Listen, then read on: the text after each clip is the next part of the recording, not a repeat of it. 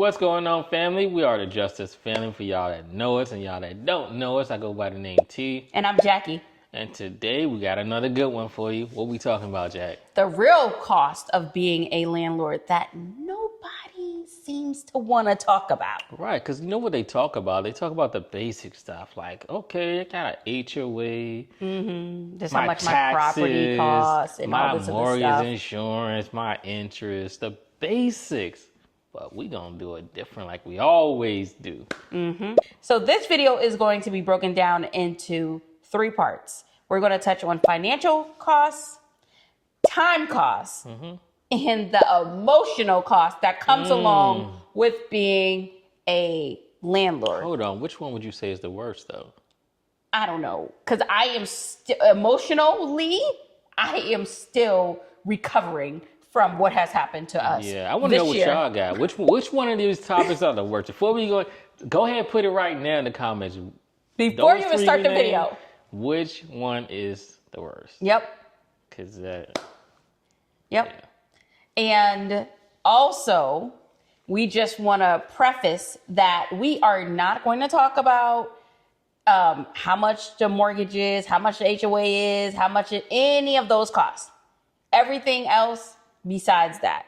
If you want to know more about that, we break it down in our walkthrough videos. Make sure you go check it out in our walkthrough videos and you will be able to see those costs. So let's kick us right off, T. Let's start off with the financial costs. Let's just get the money out the way. So let's talk about that. The financial costs. I want to start with legal compliance, actually. Because there are like hundreds of laws, with landlords versus tenants. And typically it is what it is. Tenants aren't aware about their rights and things like that. But the landlords are. And so you really have to be on point as a landlord because, like I said, you're talking about hundreds of laws out there. And it's like the minute you slip as a landlord and make one mistake, it can cost you. Because you're talking about now, that one mistake, you got that tenant that went and got an attorney, and the attorney sees it and it's like, no, this landlord is wrong on this. And now, you paying fees that you didn't anticipate coming, all because of those hundreds of laws out there that exist, and you made one mistake. That's why it's important to have liability insurance, and we talk about that. That's what that landlord insurance covers, is things like that. It is. It's tough. Let's move to the next one. So the next one is what everyone who is a landlord knows about this one. This is tenant turnover. Oh my goodness. So for those of you who have not been following T and I's journey, you would know that we had one of our properties vacant for nearly a year. And then, every time I say it, you get so like, whoop, take you back down memory lane. And our second property was vacant for 5 months. This, you guys, can be a very, very costly thing.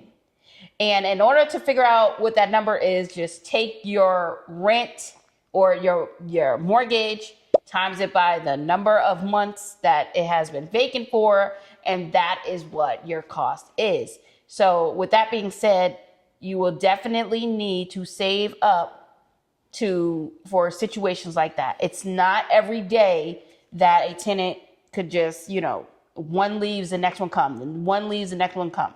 Usually there is a vacancy period. Now, I'm not saying it will take a year like us. If you want to know the story, we have a whole playlist of why it took a year and 5 months respectively. But let's go on to the next one, T. Well, before we go on to the next one, just with that real quick, you're talking about if you have more than one property on top of that, you're paying for both properties. Yes. So that's a lot. So the cost astronomically increases. Cost doubles. So let's talk about maintenance reserves, because I think that's a big one too. People are typically like, how much do I need to have in reserves, I looked it up and I say, I found this, I found that. I would say like 1 to 2%. Yep. And it definitely depends on the type of property. Yeah, whether it's a new versus old. Yeah, so I mean, if you got a property that's what 400,000, 1%, you're looking at $4,000 in reserves. You gotta anticipate, a couple of things with that. You have this money in reserves, and every month you're making a profit. Well, you should be making a profit, where a piece of that should go towards that reserves also to add to it in the event something unexpected happens. Because let's face it, HVAC isn't gonna last a lifetime. That roof isn't gonna last a lifetime. These major things aren't gonna last a lifetime. The hot water heater, like these things aren't gonna last for forever. So you gotta have money available for those things that are unexpected. And I mean, anything could be unexpected besides those items as well. I mean, something could just happen, like a pipe burst. Yep. Anything can happen, and you gotta be ready if an electrical problem happens. Yep. And those figures that Tia talking about, that's a year. It's not just $4,000 period, because as your home gets older, you're still going to need to add to that. Yes. So that's 1%, 1 to 2% every single year. So when those things like the AC, the HVAC, and the roof, I mean, we live in Florida. I mean, let's water be heater. serious. I mean, a hurricane can just take out a whole entire house. So you want to make sure you are putting that money aside specifically for that. The next thing that we want to talk about is security deposit disputes. And this is really interesting. That's a big one. This is, yes. So T mentioned earlier about the different laws that are in place, especially when it comes to landlord and tenant. But there are specific laws and rules per your state when it comes to the security deposit, how much it can be held, by how many days, what can be used for it, and all of this. One slip up, you guys, it can cost you the whole security deposit Entire security and deposit. more if the tenant decides to sue you. That's why it is so imperative that this is outlined in your lease, but we can have a whole different conversation of what should be included in your lease.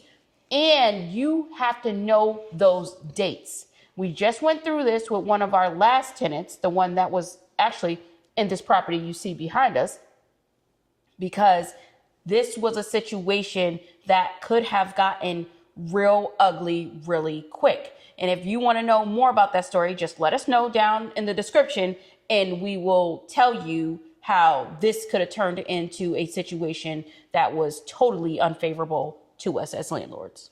Yeah, and on top of that, remember when we lived in Virginia, when we were renters? So there was an issue with splitting the water bill. Yes. Because there was a legal way it should have been split, but the landlord didn't do it that way. Basically, some tenants moved in. What would you consider a duplex? Yeah, so it was a duplex. So the tenants moved in downstairs, much bigger unit. We were upstairs for almost close to a year. Mm-hmm. When they moved in downstairs, they were heavy partiers and everything. And there was a lot of people down there, like living there. And then all of a sudden we get a high water bill from the landlord. We're like, we didn't use this much. Our water bill was averaging this. And now you talking about hundreds? The water bill was like $200 to $300. Mm-hmm. And so we're like, no. He said, yeah, but it's got to split. I got to divide it between you two. Well, no, I didn't sign and agree to that. Now, all of a sudden, close to a year, these, new tenants downstairs move in, and that's not how it goes legally. So with the security deposit, he didn't want to send it back because of the dispute with the water bill, and he didn't send it back in time. Basically, he ended up having to give me the entire security deposit back. And the water bill. When he investigated, he found out what the water bill that he was actually wrong, and he was nice. He apologized. He was wrong with it, and he ended up owing money to me, which he sent because the water company actually paid him money also because somehow they overcharged. There was an issue with the pipes or something like that. So security deposit, that's why I say is a really, really, really big thing. You gotta look at it. Okay, this is the timeline. I gotta give it back to them back, or you paying that full security. But Yes. the next thing I want to briefly touch on is I say property management software, because we manage our own properties. So what's been working for us really are it's things like Adobe has been awesome, and then we just recently kind of got into Zillow's platform software as well, and we use other items just as the drive in Google and things like that. But we'll go into that. We'll do actually a full video to show how that breaks down, because it's really, really nice how we doing it. I'm talking about signature from just sending it to them. Okay, I can sign on my phone type thing. Sign on these. So we'll show that and get into that. Yeah, because we're on a mission to become remote landlords. As you know, we are leaving this country, so everything has to work seamlessly, and we do not have a property manager involved. Even with the software I add too, like just having access to control like the garage from the phone, Yep.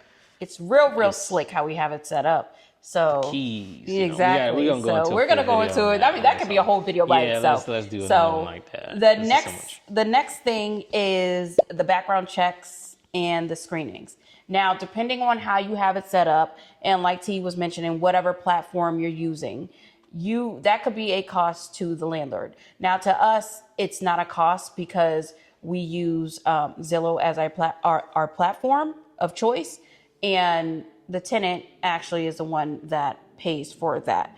But this can become very costly, especially if you are outsourcing that activity, which brings us directly into the next type of cost, and this is costs related to time. Let's talk about the tenant screening. So, tenant screening. So, you're talking about basically, guys, the time you spend reviewing your applications. With reviewing those applications, you got to look at, make sure that they can afford the place. Yeah. You're looking at the time that they have had at the job. If they just got hired, things like that. You want to look into references.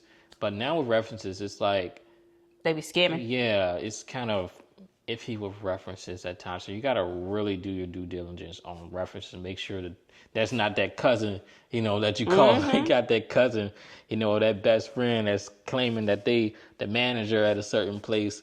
And like, yeah, I'm the manager. He works here, and like, and it's the cousin, a brother, a sister, something like that. So you got to look into those things, and then, like Jack was mentioning earlier, with the background checks, a big thing. For example, so with affordablehousing.com, basically, with that, you got to really, really do a thorough background check, because the way that we do it on there is, when the tenants apply, it gives you the full name and everything. You can then you go check certain different websites, because they may have lived in this county opposed to that county, moved to that county.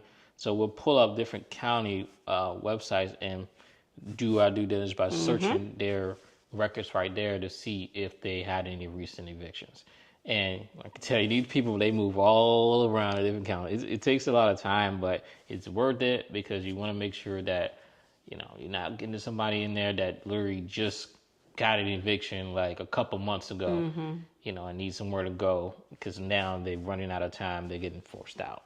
The next thing that is very time consuming is, not only is it time consuming, it definitely costs money, is maintenance coordination between the tenants and yourself and the third party who has came in to service the property. So this has been a great deal of time for us.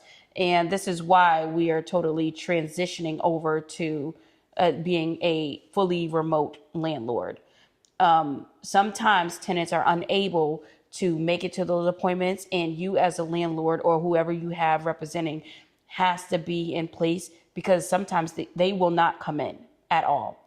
Case in point, pest control. They will not come in if someone is not home. So we found ourselves having to drive all the way over to the property in order to get it serviced. Even with things like when it comes to the internet, because all of our homes have internet, you have to be there for the install. It's just things that are time consuming. Of course, they cost money that you really don't think about. But when you think about the grand scheme of things, time equals money.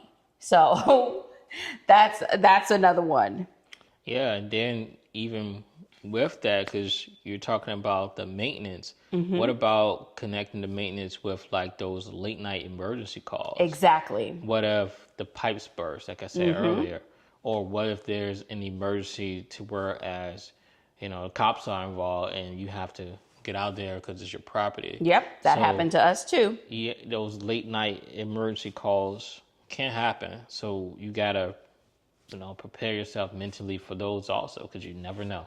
Yep. And even with not even late night, midday maintenance calls, because one of our tenants decided that they wanted to have their children clog up every single toilet in the house. So we had to deal with that immediately. Now, in our lease is very airtight. That falls on the tenant. But in certain situations, you have to act as a landlord. The tenant was not going to pay for that because it had been gone for 4 months, you guys. 4 months. You heard that right. 4 months. Or putting, the kids hanging out the window. So you talk about this. Yep. Or the kids putting their heads in the sewer. Dealing with CPS, all this stuff that you have to deal with as a landlord that takes time that you may or may not think of. Dealing with the neighbors. That was a whole situation in itself. Dealing with the HOAs. It's all time consuming when you break everything down. Tenants throwing rocks. Yep. At all neighbors' that. cars, at neighbors' windows. Exactly. The kids home alone outside. We can go in. It's just so much when it comes to. So you got to think about those things. All that stuff. Another thing that we really want to touch on that we really do not hear, and we are going to release a full video on how we do it as landlords, is dealing with monthly bookkeeping and expense tracking. Yeah, that's a video in itself. First of all, you should definitely be doing that. Now, some people have that activity outsourced, and most of these activities we are talking about because we do it ourselves. You can't have a bookkeeper if you want. You can have your accountant handle that, whatever you want. But we handle this.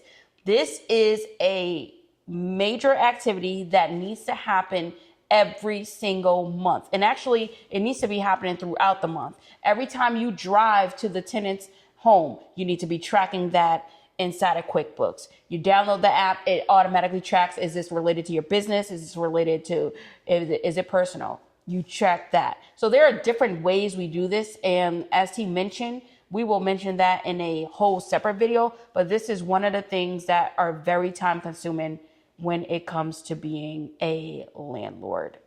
Something else that can be a little time consuming is follow-ups, regarding payments, because it's like, everybody knows it's due on the 1st, but you will have a couple days go by and then, you get to that last date. Sometimes you got to follow up and remind people that the rent is due.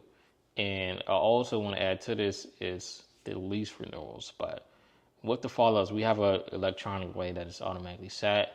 But with lease renewals, guys, you got to think, okay, if you got an awesome tenants paying on time, tenants not causing any neighborhood disturbances, they're taking care of your property, and they are, most of all, they are happy. They're happy, you're happy.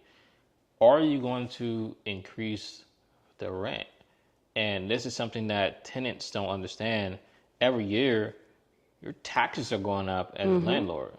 Your insurance are going up as a landlord. The risk is going up. If you're in a HOA, that HOA is going up as a landlord. So it's not landlords are just, oh, let me increase it. There's a reason behind why landlords increase it. So those are things you got to factor in, okay? Fully happy tenant, I don't really want them to go nowhere. How much can I increase it by? Can I increase it to cover the increase that, the taxes hit me with, the insurance hit me with?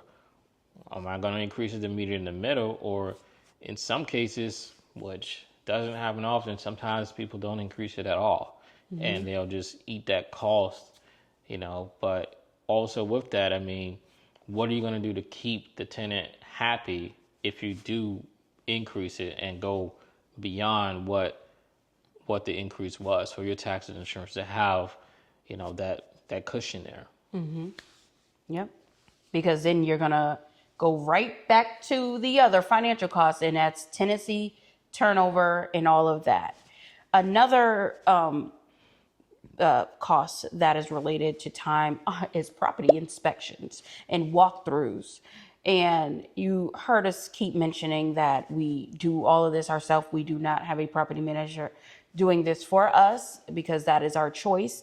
But just know that if you want to manage your own properties, this would be a thing for you to do the property walkthrough and to do property inspections, because that should be happening throughout the tenancy in your home.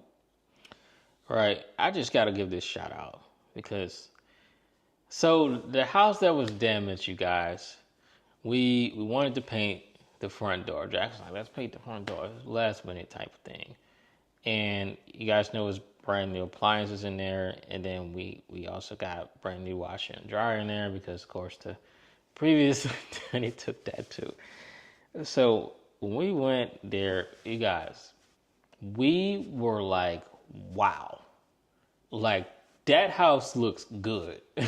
Like, those tenants they're it. Because I'm so excited. So You know what? Stop it. Exactly. I was most excited about my jacuzzi bathtub. inviting us for Christmas, right? Okay, yeah. Here we go. There you go. Uh-oh. The dramatics. Yes. Like, I don't even know what to say, but it was like so nice and it was so much satisfaction. It's because it's coming from that tenant, that total destruction, and it was just it felt very bad being in there. The energy was just off. To now, when you go in there, it was just such a positive feeling. It's like homey. The energy was just like, wow. When we went there, it was. I don't know. Maybe they'll catch this. Make and sure watch y'all this, check out that video when we maybe they did the won't see walkthrough. this. I don't know. Maybe they will. Maybe they won't. But I mean, that was like so satisfying, guys, to just know somebody is going to take care and it looks great. So while you're talking about that, we just might as well go into the last cost, and it's the emotional one because we're already there. So let's just hit us off. The stress of dealing with a difficult tenant. Now, this could be a video in itself, to be honest with you. We got plenty of videos on it. And we don't want to keep on beating a dead horse. But when you deal with a difficult tenant, it's the after effect, the during effect, everything else that is going on. Because they are a difficult person, and in both properties, we have dealt with difficult tenants. This home wasn't as worse as the other home, but you're still dealing with that because, number one, you don't know what that tenant is going to do. You don't know what level of anger they are willing to do. Now, some tenants take it overboard, like in the home that we keep speaking about, where they just want to draw blood all over the walls. They just want to open up the windows just for the sure hell of it. They want to keep the door open and just have anybody just come inside the house. They don't even want to leave when the judge has ordered them to go. Right, 666 and blood all over your house. Yes. So all of that is an emotional strain. And honestly, what is tied to it is a real thing, because that was the difference between us as landlords saying, you know what, is it even worth us still doing this? We had to question ourselves. Even now, even with the new tenants, you know, you don't want to mention an old tenant, but you're always on radar and you're always looking. So it's a thing. It's emotional stress, and it's definitely time consuming. A lot of late nights staying up and all that other stuff. Just talking about that, it's just played in my hand about, you know, the tenant having somebody else call me and was like, "You're not even a professional. How you gonna?" It's like, how professional do you expect somebody to be when you are literally destroying someone's place, running it to the ground, to the point neighbors are even telling you, "Man, your house is getting destroyed." Exactly. Like, and we couldn't do anything. How professional are you supposed to be at that point, especially when, you know, you take the legal route and, you know, they're not doing the right thing at a good speed, you know, sheriffs come there, supposed to move them out, and the sheriffs, oh, well, we're behind, even though you already paid them. Now they're telling you that they're a whole month behind, so they're going to take over a month to come there to remove the tenants because the tenant's still refusing to leave because, you know, you got these people calling you, that's not even what an eviction means. Eviction don't mean I got to leave, you know, so it's the emotional cost behind it, and then they're upset about it, so they're going to do more and more and more damage while they're there, intentionally just continue to damage it because they're upset that they have to leave because they didn't do the right thing. Yep. And then, and also, you know, of course, it's the anxiety just by being a homeowner. Now, that's why it's so important that you choose the right tenants. Because if not, you're going to always be on edge. Hey, I wonder if this tenant's going to destroy my home. I wonder if that is a thing. And unfortunately, we had to go through that. But now, smooth sailing. Smooth sailing. You live and you learn. Another thing that, you know, some landlords would go through, and this came from our tenants as well. And we put out a whole video with them. They're on camera and all this other stuff. It's so nice. But it's the balance between being firm as a landlord and also being compassionate.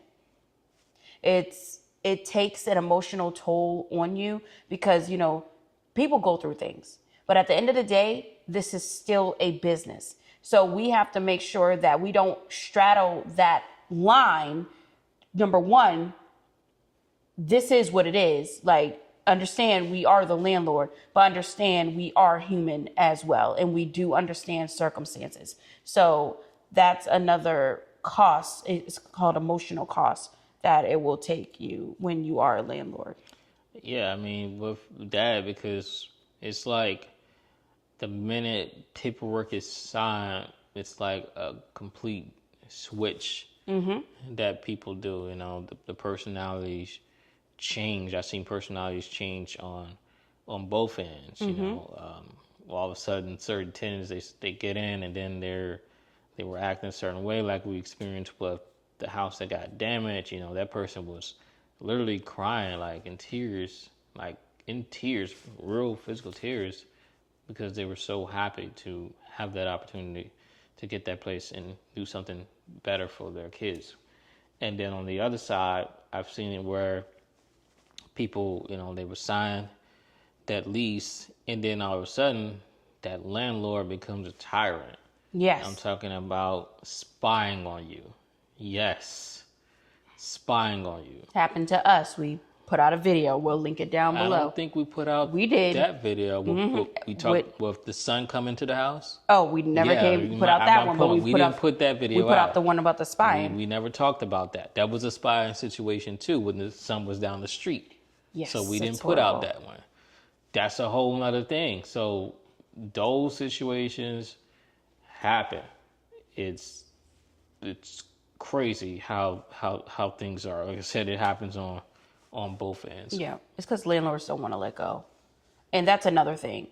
You as a landlord, you have to understand, like, there is someone that is in your home and you're going to have to loosen the reins here. I'm not saying go crazy, right? We're not talking about doing things like that. That's still your home.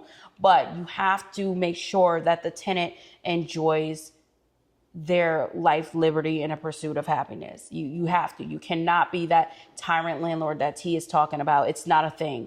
You will never have anybody rent from you. And that whole idea, well, there will always be renters, but there won't be a renter in your property. I mean, your property. As a tenant, it's like, you want to feel like that's, it's not your home, but you want it to feel like it's home.